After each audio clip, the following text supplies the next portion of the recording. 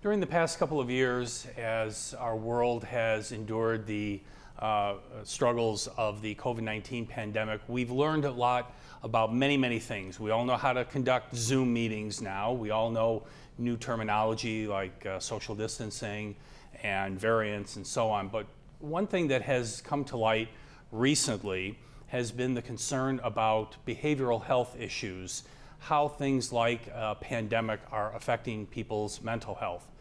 And it's even more important in the workplace that organizations, employers, companies, businesses, public agencies all take a look at the behavioral health of their employees, because in the end they can be better contributing to the organization as a whole if questions and concerns about mental health are issued and taken a look at. We're going to have a panel discussion today on this topic with some people who've had a lot of experience in this field, and I'd like to introduce our panel to you now. Starting from the left, we have Joe Moranowitz, Village Manager for the Village of Addison, Eric Brandt, who's one of the Village of Addison's employees, Dr. Gene Barbonente, Superintendent of DuPage High School District 88, Michael Pellegrino, the founder of Resilient Minds on the Front Lines, and Diana Pellegrino, President of Resilient Minds on the Front Lines. And our topic today is going to be resiliency training in the workplace. Joe, this is something that you you found out about this program, and it is taking place within the Village of Addison organization. In fact, as we speak, as this program is being recorded, we have employees that are taking part in this training program. Tell us how you first found out about this program. Thanks, Don. I'm super excited. Like you said, it's our third time having it here. We average about 20 employees, so we're up to 60 employees right now. And as you mentioned, with the COVID pandemic, we've learned so much, but to me, this has been going on even prior to the pandemic, right? Resiliency, what is that? What does it mean to people? I almost think you have to define it first. Sure. The ability to withstand, recover, and grow in the process. So I've been blessed in the Village of Addison. Our board and our mayor, they give us the tools to do our trade. Mm-hmm. And what they do for us, they give us training. And I was exposed to training. I had the privilege in February of 2020, right before the pandemic hit. I had the privilege of meeting Michael Pellegrino in Quantico, Virginia. And you talk about inspired, motivated, use all the adjectives you want to bring something. We were hungry for our employees. Our employees needed something. We're trying to change a culture. And I had the privilege of meeting these great people, had a conversation with them, and they said, hey, I think I might be able to help you. And we had a great conversation. And during COVID, I really didn't want that Zoom. I wanted that interaction. Sure. You mentioned Zoom. We all know how that goes. I wanted that interaction, that human-to-human contact that we really long for, and the pandemic has exposed it, right? We all know that. So, like I said, so proud of them, what they've done, the work they've accomplished for us to help change a culture here and to get our employees exposed to getting right at home. I always like to focus at the home. We always say work, but if you are good at home, if you're a good spouse, a good father, a good mother, you fill in the title, guess what's going to happen to you, Don? You're going to fall in line at work too. Mm-hmm. So we're on the right road. We're not at the end by any means, but we're on our way. Well, Mike, let's talk about Resilient Minds on the Front Lines. When did this program start that you were the founder of? You and Diana have worked on this. Was this something that you first tailored for a certain sector of the workforce? What was the need that you were trying to address by developing this program? Well, really, that's a great question. We developed this program at our kitchen table, believe it or not. True. It's we had gone into lockdown. It was around, I believe, March 20th, and March 20th of 20. And Dee and I had just gotten off the phone with 2 police officers, and I probably spent about 6 hours talking to them, because really and truly, that was the first time that anybody experienced anything like this. And they weren't sure, they were questioning me, am I going to live, am I going to die, what's going to happen during this pandemic? Everybody was just kind of out of sorts. So I remember having my head in my hands at the table, and I said, Dee, I don't know if I'll be able to keep up with talking to 2 officers for 6 hours and all this other stuff, because they had just brought me on to be the resiliency officer for the county of Mercer in New Jersey. And I said, we need to do something. And that's when the idea of a webcast series came about. And the webcast series, we wanted to give people 4 things. We wanted to give them positivity, we wanted to give them hope, we wanted to give them a resiliency tool, and we wanted to give them resources. So that weekend, I think I spent about 30 hours of that weekend just calling people from all around the country, all the resources. I called Joe Morenowitz, I called all our contacts from everywhere, from Texas to St. Louis to California to the Pacific Northwest and Boise, Idaho, and put together a team, Resilient Minds, to say, hey, listen, this is what I'm looking to do. I'd like to put a webcast series together. And then we got together with one of our local high schools, and they had a whole AV department, so they were doing all the editing for us and everything. So I was asking people to send videos to us about resiliency, but I wanted them to cover one of the 4, if not all the 4, of what we wanted to do with positivity, hope, resources, and a resiliency tool. And little did we know that we hit 34 webcasts and able to hit 76 countries in all 50 states. So when we realized that we were kind of making that big impact and that big splash, we decided we needed to do more. And that's when I got together with retired Colonel Randy Rickert, and he had written some curriculum before, and I said, Randy, this is what I'm thinking. I'd like to put a team together to come up with a curriculum based off of positive psychology to be able to bring to everyone. I said, I want this to be so broad. I said, I want it to be able to go into the school systems, Fortune 500 companies all around the country, and even all around the world, to be able to give people some of these skills that we have done. And he goes, okay. He goes, well, what's my timeline? Who are my people? And how long do I have? Who can I reach out to? I said, Randy, I said, the sky's the limit. I said, they don't call me Buzz Lightyear for nothing. Well, let me ask Diana, and let's talk about this idea of bringing a program into the workplace. But in doing that, let me give you some statistics. This is from the author, Naz Bashenti, who's an executive coach and author of the book Pause, Breathe, Choose. And they wrote in a 2019 article, according to the Anxiety and Depression Association of America, only 40% of employees whose stress interferes with work are willing to talk about it with their employer. Is that something that you see or hear from people who come to this program? Is that, I didn't know I had a place to talk about this, and to bring it into the workplace as is being done here. Was that a challenge for people when they come into this program and take these training sessions, that maybe before they thought maybe no one wanted to listen to this or no one wanted to hear that? Is that still a problem to this day? It's not a problem once we have them in our atmosphere. And so what happens is, yes, has that been a challenge up until now? Absolutely. And what we've recognized is through the safe space that we create in the class, people are just bursting to share. They really want to have that safe space to be able to share what they've been suffering from. I mean, after the last 2 years, there's not a person on this planet that hasn't been suffering in some way. So the taboo of mental wellness and being able to speak about it is kind of being lifted, which is very encouraging to Michael and I, because that's one of the reasons we created it. Being started originally, this resiliency program in New Jersey, from the high rate of police suicides, is really where it rooted, because it's way too high.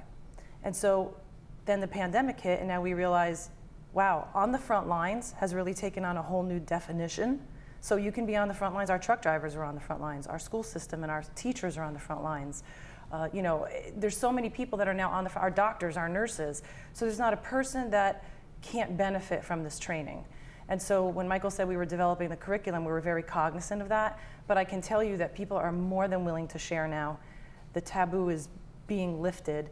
And when they come into our atmosphere, they're definitely more willing to share. And you said, you used the term safe space, and that's really important because in the workplace, we all have our jobs. We're very regimented. We understand what is expected of our employers and our supervisors. This gets them away from that. Do they step away from that?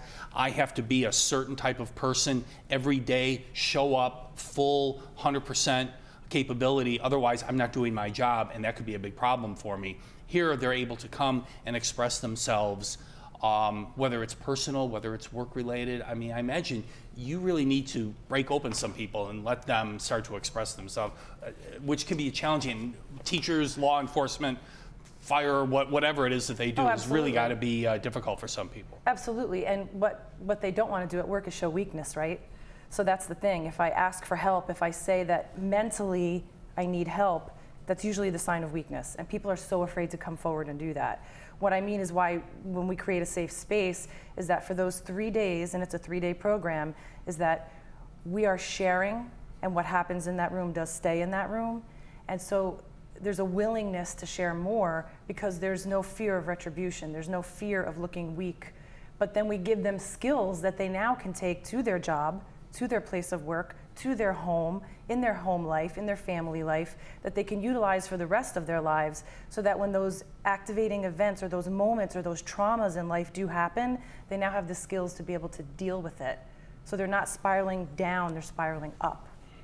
Let me go to Eric Brandt and get some of Eric's thoughts on the course, but as we do that, let me continue to quote from the Bicenti article in 2019, and she continues on by saying, and this was just brought up by Diana a moment ago, stigma isolates those suffering from depression and instead encourages people to put a good face on their troubles.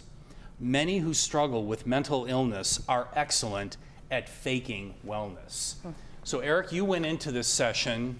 When did you take the 3-day session here at the Village of Addison? Last November. Last November, all right. You went in there. What did you think about it before the first speaker ever approached the front of the room? I had been told a little bit about what to expect in there. I'm more of a reserved, keep to myself, keep quiet. I went in with the impression that, and I was told ahead of time, you got to let your guard down. You got to be willing to communicate. You got to be willing to talk to people. When I went in, I was like, all right, I'll be willing to talk to people, but I'm not sharing stuff about myself. And as you're sitting in the class and you're hearing all the class supervisors or class instructors as they're talking, you hear some other people in the class start to open up. There's a sense of trust that comes out, and you realize, hey, I can be vulnerable here. At what point did you feel that? In the Well, mine first was a day, little for different. example? I got called out after lunch, and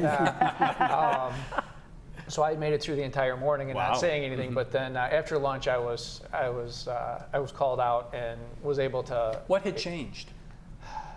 As far as Well, you said you walked in there saying to yourself, I'm not sharing anything. just the level of trust that you feel with the people in the classroom, and hearing the instructors telling, hey, these are all stories of what our lives are, and you start to realize, hey, I'm not as odd as what I think I am.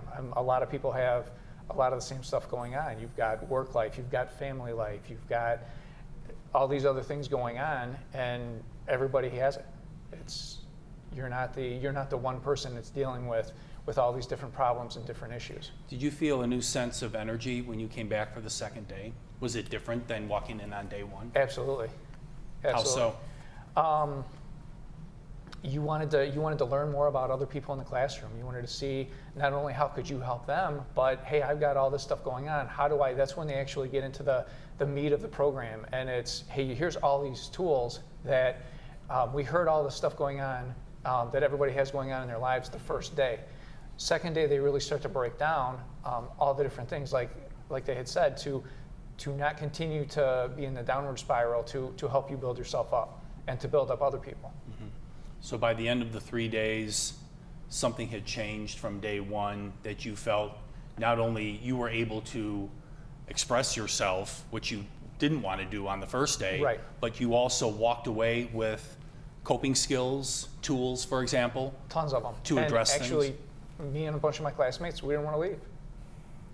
That's a very, very common thought. You're right. Yeah, everybody stayed there. We actually started another pot of coffee, and everybody just sat and chit-chatted. Until they kicked you out. Yep. Yeah. Joe, go ahead. Eric brings up a real good point here. We talk about stuff. Everybody's got stuff. Well, what is stuff, right? And I always say life is coming to a theater near you.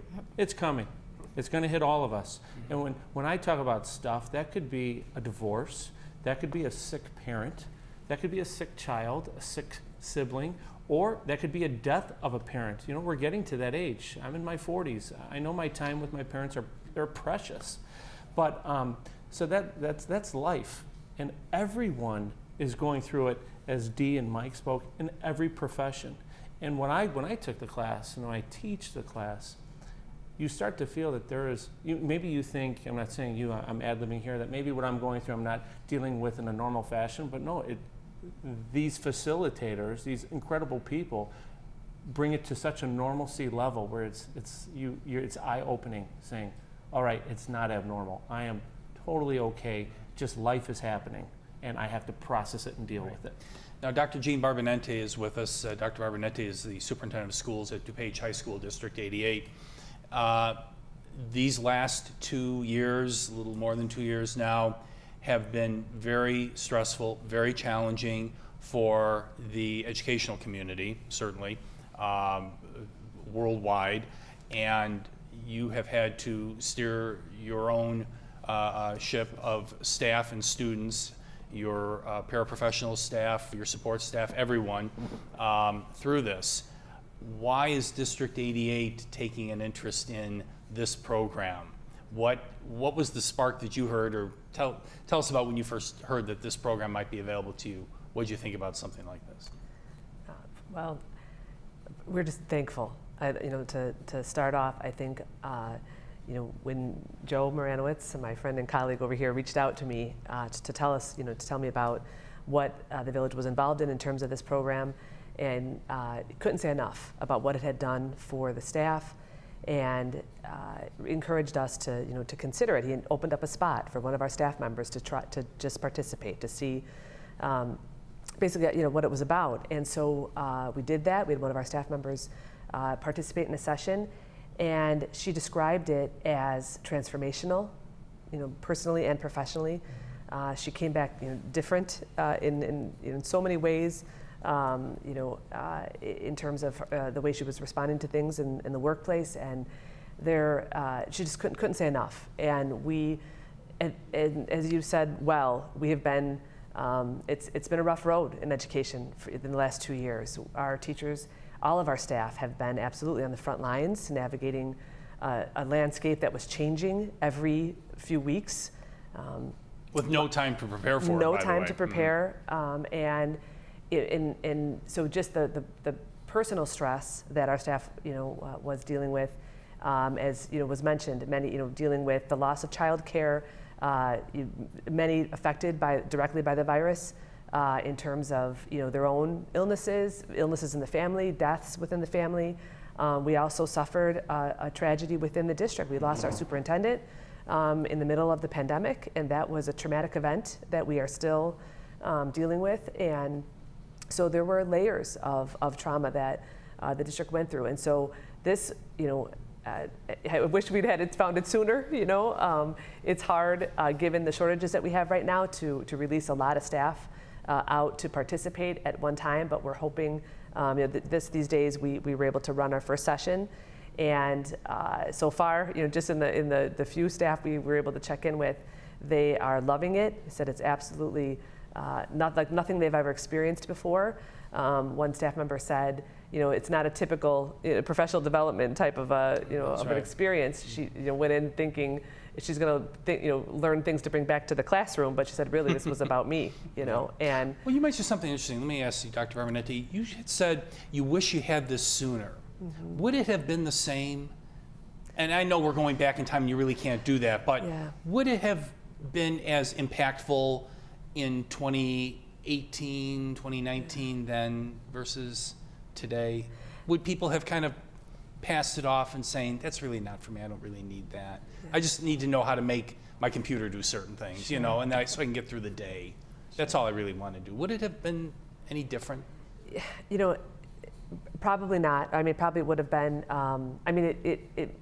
it would have, this is a different time. There's no question about it. Not only are we, navigating this ourselves professionally and personally, but the needs of our students, the mental health need, the intense support that has been required of our staff to get our students, through this time and reacclimated back into school has been like nothing we've ever seen.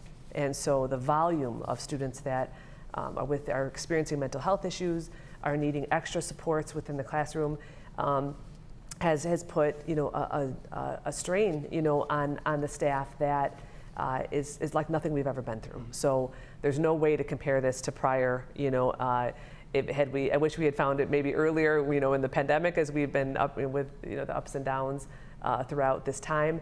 But it happened now for a reason, and I believe that it's going to be well received, and certainly help our staff to have the coping skills, to continue to navigate a landscape that we still, it's not that it's ever changing. It's right. It's not that that we can predict where things are going. I don't Talk know about that- the mechanics for just a moment now. Who from your staff of hundreds of professionals are taking this program right now, would you say? So we have representation from many different groups. So we have from our teaching staff to our student services staff, so social workers and psychologists, to clerical, to teacher assistants, to our custodial maintenance. So we've opened it up, to staff that had the desire to participate, and from there we'll continue to do that. We have over 600 employees, and so we would continue to offer it to all of our staff members, as well as our administrative staff going forward. Let me get back to Mike and Diana Pellegrino from Resilient Minds for the Front Lines, and let me give you another quote. This is from Harvard Medical School psychiatrist Douglas Jacobs, and he says, "Workplace mental health screenings should be standard procedure for any employer. Making such screenings as common as a flu shot can also help eliminate the stigma around mental illness." What do you think about a statement like that? Well, there's been the stigma for such a long time. I don't know if screenings are the answer prior to employment. I do know that I think that employers have almost a duty now to allow their staff, including new staff members who come in, to know that it's okay to reach out for help. It's a sign of strength, not a sign of weakness anymore. And that's so key and so important. I can say that the reason our class space is smaller, we only go from 20 to 25 people per class, is because we want everyone to have that individual treatment. We want them to be able to feel special. We want to make sure that they are getting the best curriculum to them. And so I would think that we always say too, we want people from the top down to also take this. It's very important for managers and people who are in charge to appreciate that culture, appreciate the culture of mental health being at the forefront for their employees. And there are studies out there that do show that you are 63% more productive, your workforce will be when they go through some type of resiliency training. And so we always say, we're not selling sunshine and rainbows. Things are gonna happen in your life. Right. We're here to give you those skills to navigate. Right, Mike? It's not a magic elixir by any means. What we're doing is we're just teaching, we're actually facilitating, we use that word specifically, the skills that they've learned in kindergarten to second and third grade, and reinforcing them and re-bringing them in to rewire the brain. Because it's all research based in what we're doing, and Seton Hall is actually doing a white paper on it, and we're going to be a core curriculum class for their graduate program in Seton Hall now. And we truly believe that if somebody does take the class, they become more self-aware of themselves, and when they become self-aware, then they're able to take that next step and be able to get that help. And we look at it as a stream. At the end of the stream, there's a waterfall. And at the end of the waterfall, there's rocks at the bottom, and people are constantly, falling over. Falling on the rocks. And there's therapists and there's doctors down there that catch them. What we're trying to do is swim up and swim over to try to get them before they go over the waterfall. Mm-hmm. But we know people are along that stream. So if we can use that metaphor and we can get upstream to help them before they become, we have stuff on the back end for resources with our partners at Acadia Healthcare. And that's very important, because people who do go over the waterfall, we have to make sure that we catch them as well. Mm-hmm. But we're trying to get upstream to find out what's going on. We're going to come back to talk about Acadia Healthcare in a moment. I would like to relay some personal experience that I've had with Acadia in a little bit. Talk about the mechanics of what this class looks like, what these sessions are. You're with 20 folks for 3 days. Yes. Some may know each other because they work together, some not. You don't know these people. They're coming in. You literally have them for 3 days. What are some of the processes that they work on? And do you ever have issues where people get triggered as a result of maybe something that they hear in the program? Good possibility of that. We go through a litany of things, and including our intros. Our intros are very direct questions. We want to know who you are. We want to know who you are, not what you do. We want to be able to know what your stressors are. We want to know what your stressors are at home and work, and be able to first set that safe space. And then obviously we get into what works on your tool belt. We're going to walk out with 12 tools.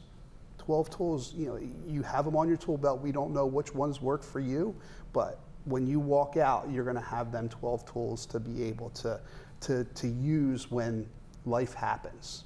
And we always say that, life, and Joe, I'll use Joe's words, life's coming to a theater near you, and that's that adverse event. But that shouldn't define it. What it is you have that event, and you can go one of two ways. You can have post-traumatic growth, or you can have post-traumatic stress. And then there's a line that goes off of that as well that you can still grow from. So again, we talk about the fixed versus growth mindset. As long as we're always working in the growth mindset and we're self-aware, that then we can self take care of ourselves.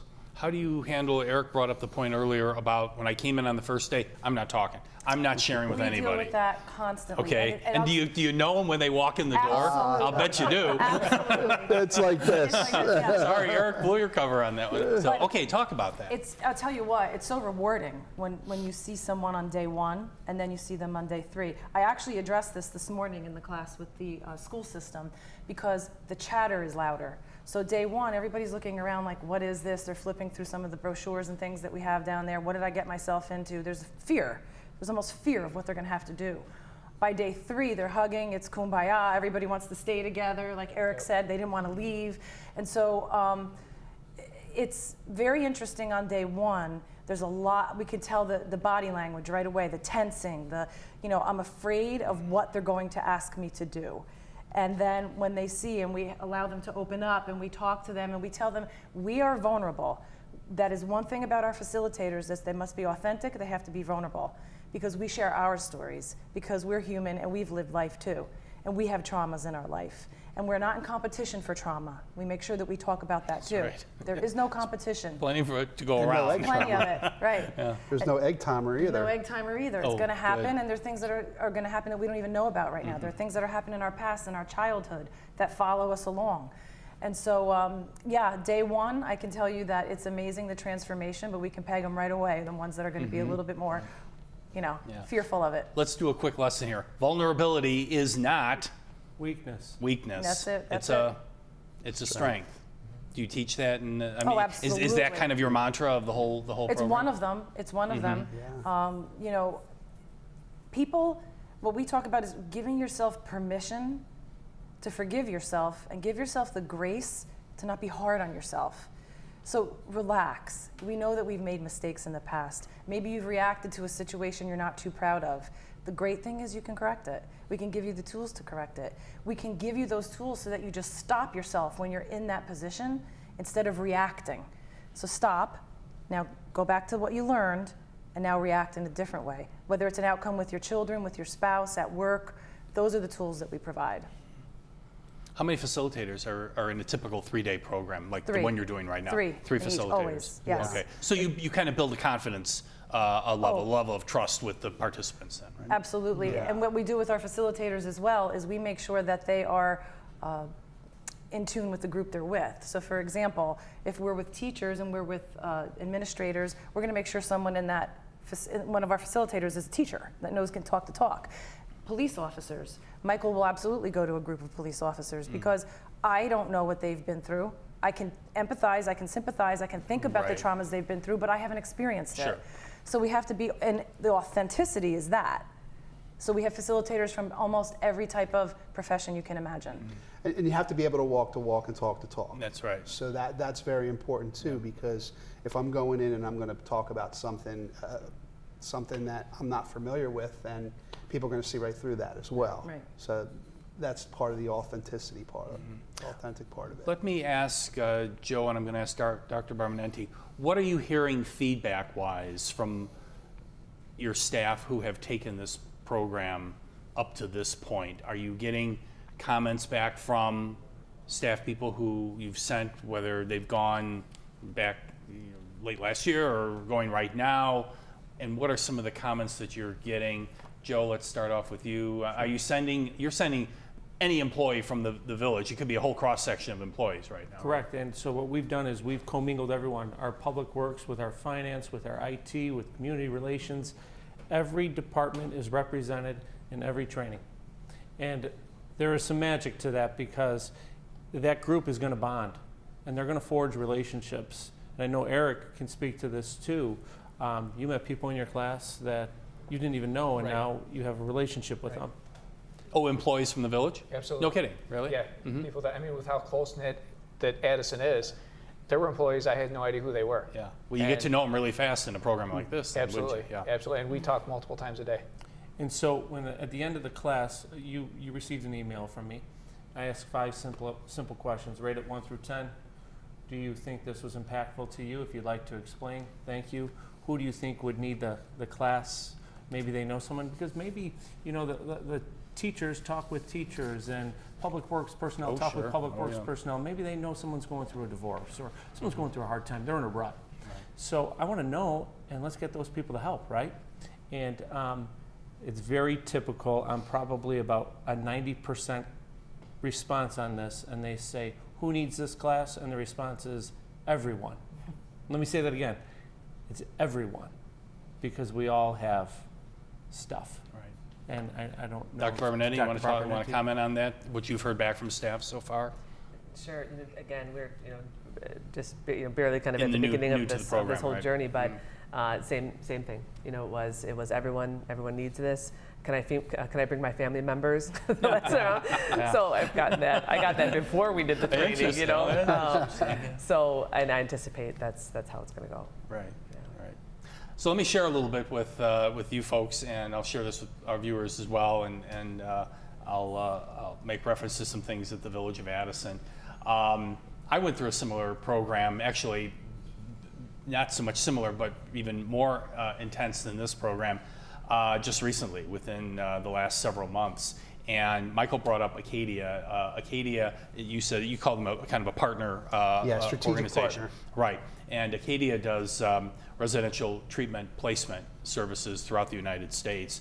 And we have a relationship with Acadia, Joe, with the Village of Addison. And it was through that contact with Acadia that, and some very good support from the Village of Addison, most notably my supervisor, Joe Moranowitz, and some folks at the Addison Police Department, that they got me tuned in to, to Acadia and to one of their residential services, which is called Life Healing Center in Santa Fe, New Mexico.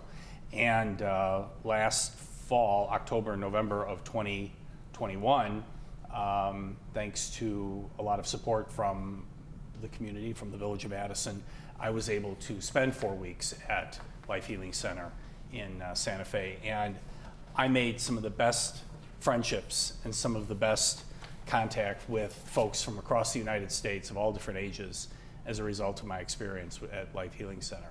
And I sing its praises. I don't think maybe a day or two, but I don't think a week goes by that I'm not relating a story. I told Dr. Barbanetti this before we started our taping today, of the great benefit and services that I got from the professional staff, the therapists, and the counselors and the facilitators at that system in Santa Fe, New Mexico. And it'll be something, I'll never forget it for the rest of my life. I will never forget the experience. I think that's so brave and courageous of you to talk about your story, right, which is indicative to you. And it just speaks to the entire board here, the entire staff. We support our people, 100%. So many other employers, if somebody's going through a rough patch, what do? We want to dismiss them. Not in Addison. We want to back our employees. We want to build them up better, bigger, better, have them come back and relay their story and help others that need the help. But here, I will tell you this, how we got to Acadia were these people to my left. So I know when you thank me, you're thanking the wrong person, Don. Michael and Diana Pellegrino, they have those strategic partners like they talked about, and they can talk more about it, but they always have a therapist, a doctor. We do. If you want to speak to that, that's important. We, at the beginning of each of our 3-day sessions, is we provide those resources to everyone in the room, because as you talked about before, we don't know when someone's going to get triggered. You don't know if that person is on the stream or are they over the waterfall. We don't know where they are in their lives. And so we want to make sure that they have those resources, because we are not therapists, we are not psychologists, we are not psychiatrists, and so we make sure that we have those resources there for them. We bring Acadia into every session that we have. Yes. And we refer out. And that's important because you have to have that on the back end. And we know we have gotten people help from right in the classroom. Yes. We know that we can make 1 phone call, 2 phone calls, and have that Oh, person. if I've told Joe this once, I've told him a dozen times. If there is one person within our circle here, within our organization, that you hear about, that you think I could help by talking to them about just my experience, they don't have to share everything with me. That's their journey. But if they want to hear a little bit more about it, I'd be very happy to share that with them, because that's what I got from my peers, from my coworkers. And that's what we do Here. in the class. So your story, and sometimes they don't know it and they don't realize it, but as we go around the room and people share and tell their stories, they don't realize that the person across from them completely relates to that story, and now they feel like they're not alone in the world, and they don't even know how many people they're saving. So as we go around and share those stories, the fact that people can relate to them, whether it's divorce, whether it's losing a parent, whatever that may be, because there's similarities there, now there's that feel of family. There's that feel of it's not just me alone in this big world. And so your story now is going to help others by sharing it. For and sure. the point is the sharing is what they teach the class sometimes. Right. The stories teach the class. That's right. What do you think you're going to hear, Jean, when your staff starts going to these programs? You're just getting started with this. You have a whole host of professionals, varied backgrounds. You're getting started in this right now. I think Diana made a good point. Teachers talk to teachers. They talk the language. They get it. They understand that. You were a teacher yourself, so you get all of this. What do you think you're going to start to hear back? You haven't sent a lot of people, so this is a good we could preview this now, and we'll play this back a year from now or 2 years from now. Yeah. So give us a preview of what you think you're going to hear back from your staff. I think the question is going to be how do we bring it to more of the staff? How do we involve more? And we've had requests to run them in the summer so that the teachers they have more time to be able to participate. We intend to do that. I think we had to, when we look across the whole school environment, our teachers immediately are always thinking about the students as well, and what can I learn from this that I could bring to the students. We systemically had to add quite a bit of support across the system for our students this year. Our board added 2 social workers. We're adding 2 counselors in the fall. Just to be able to serve our students at a higher need, but also to there is the staff component. Our staff also reach out to our social workers and our psychologists, and they were really feeling that the staff need was quite high. We also brought in we partnered with Northeast DuPage Family and Children's Services to bring counseling on site for our students. So we added that as well. We did the signs of suicide screener for the first time with our students this year, and that was part of as a follow-up, to continue to provide those supports for our kids on campus. And so the whole the mental health need is now the volume is such that it's our average student needing these supports, and so that changes the way the entire system responds, both for the staff and for the students. And so I think we're going to have to find a way to embed this into everything we do going forward. That as part of teacher preparation, as part of teacher orientation, this is just going to be part, I believe, as we go forward of how we prepare teachers for the profession, because I don't know that public education will ever be entirely the same after this after what we've gone through, and we don't know what's ahead of us. And so that's going to be the nature of this going forward. Very much so. So. It's Joe, and then I'll come right back to you. I just have to give a little bit more to what Dr. Jean Barbonenti had said there. She said friend, colleague. She is a friend and a colleague, but she's a mentor to me.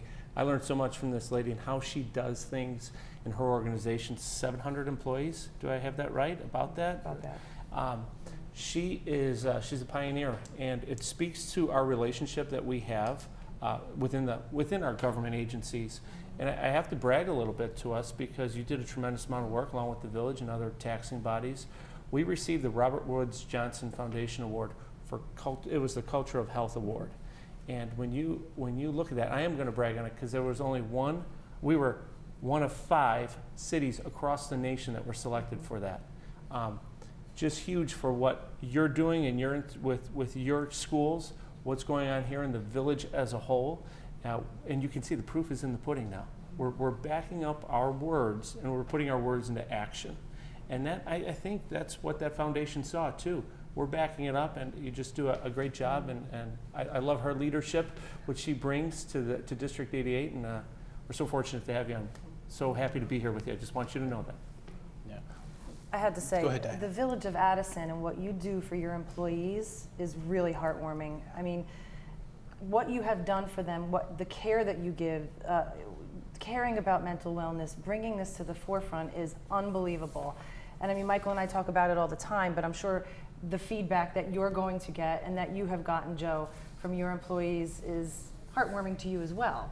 But you're on the forefront of being a community that shows that we're all in this together. We are all in this together. We're all human beings. We all have to watch out for one another. And so I congratulate you and I thank you for that, because it's truly amazing to see what you're doing here in the Village of Addison. What happened to you when you walked up here, Mike and Dee? How many former classmates? What did you running, say? hugging us, kissing us. I think there were 3 classmates, right? I wanted to cry before I came in here, but I didn't want to cry.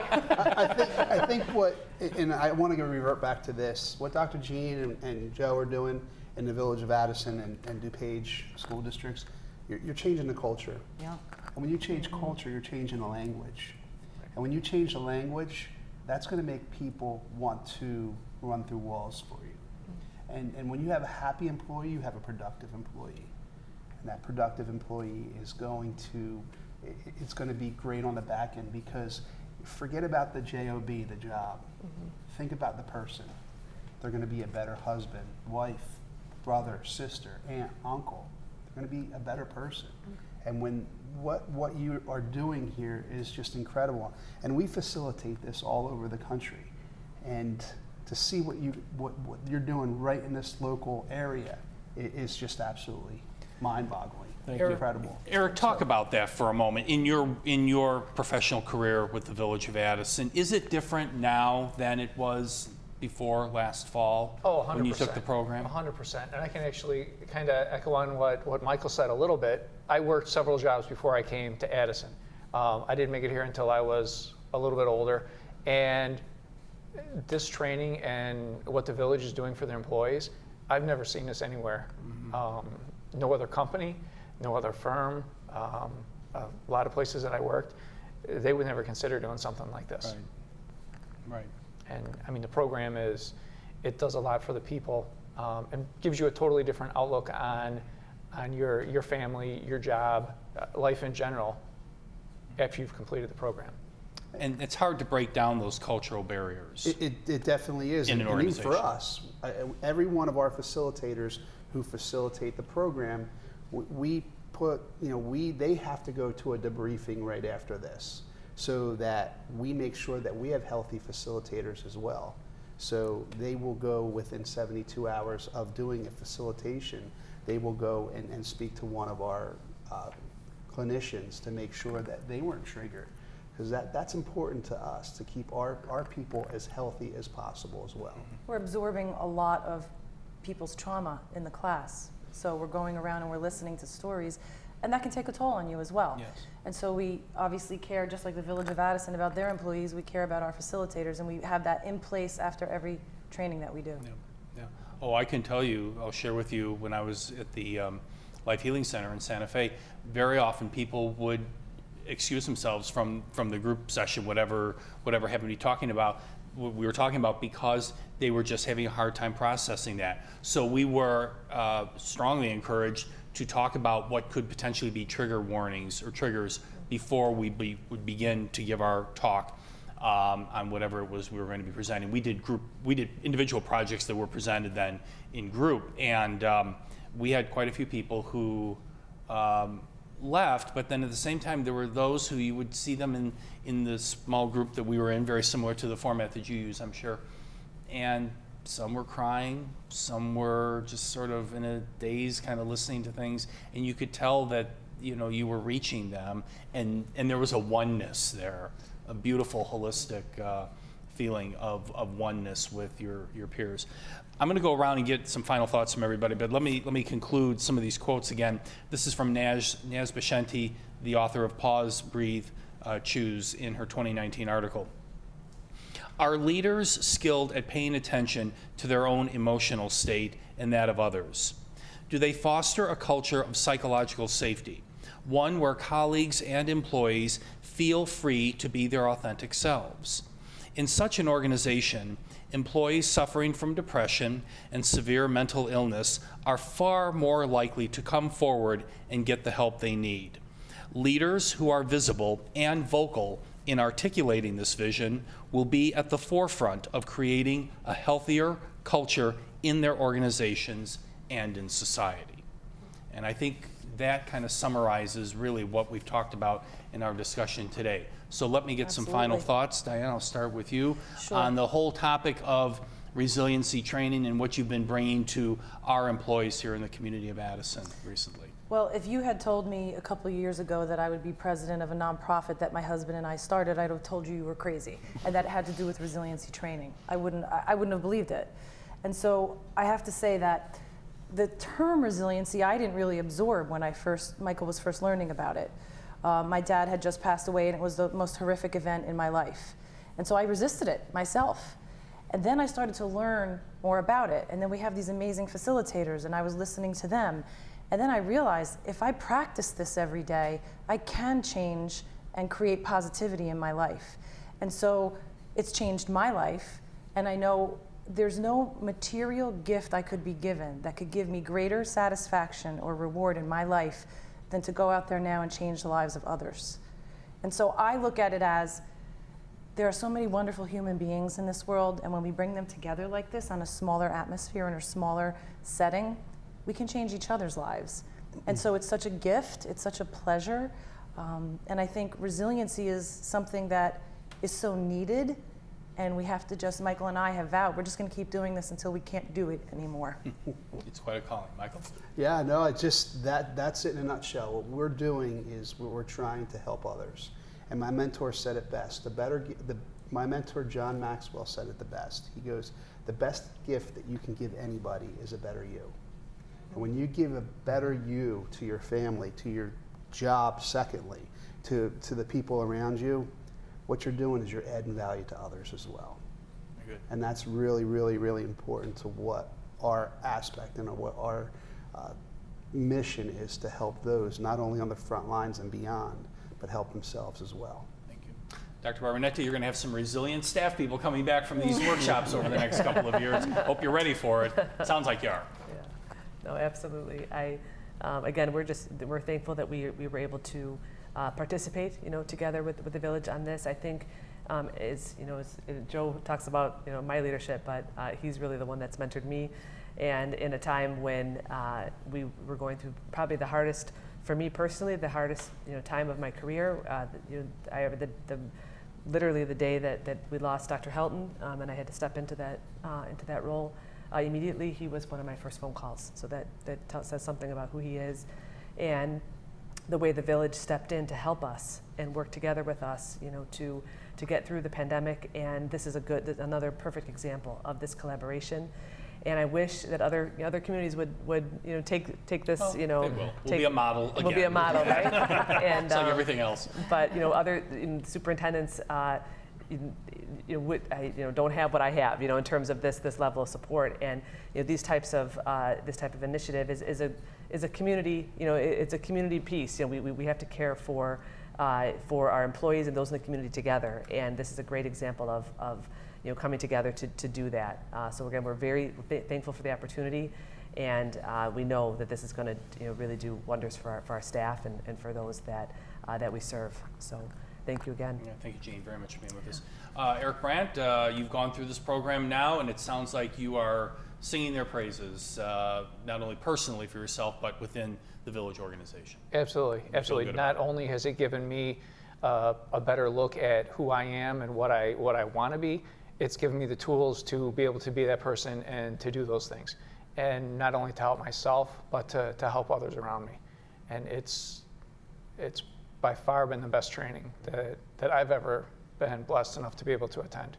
Well, thanks for sharing with us Absolutely. in the group today, very much, Eric. Joe, how is this working out for you so far? Is this something that, are we on the path that you're hoping that we're going to be on with this program, and where do you see it going in the future? Are we on the path? Most definitely, but you know me. We all work together. There's always more. There's always more. There's always more. We can always do it better. This is true. And well, here, a little quick test here. I give a motto every year at the start of January. I ask the employees to do something. Last year was never, don't justify the easy path, right? This year was Do your job. Do your job. do your job. Do your job. And I break that down. I say, do your job. I'm not talking about work. I'm talking about doing your job better as a father for me. Doing your job better as a dad to you, as a dad. Whatever your title is, I want you to do it better. Because if you do your job, and if you do your job better, you're going to get better here. So I think these people to my left are going to be very busy, very, very busy. They're going to eat all up and down Lake Street and get sick of the food. That's amazing food. Very happy to have them. And I love the path we're on. I love the trajectory we're on.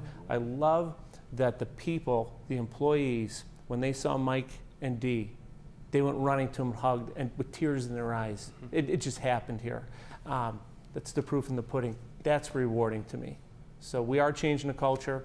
I'm not doing it. I don't work magic. We're all doing it. Don Weiss is doing it. Eric Brandt's doing it. Everyone collectively up here, we're all doing it. We're changing the culture. And I love what Michael Pellegrino said when he talked about changing the culture, because it's so true. Thank you for having us. You're very welcome, and thank you to our panel, Joe Moranowitz from the Village of Addison, Eric Brandt, Village of Addison, Dr. G. Barbanetti from DuPage High School District 88, and Michael and Diana Pellegrino from Resilient Minds on the Front Lines. Thank you all. Thank you so much. I'm Don Weiss. Thank you for joining us.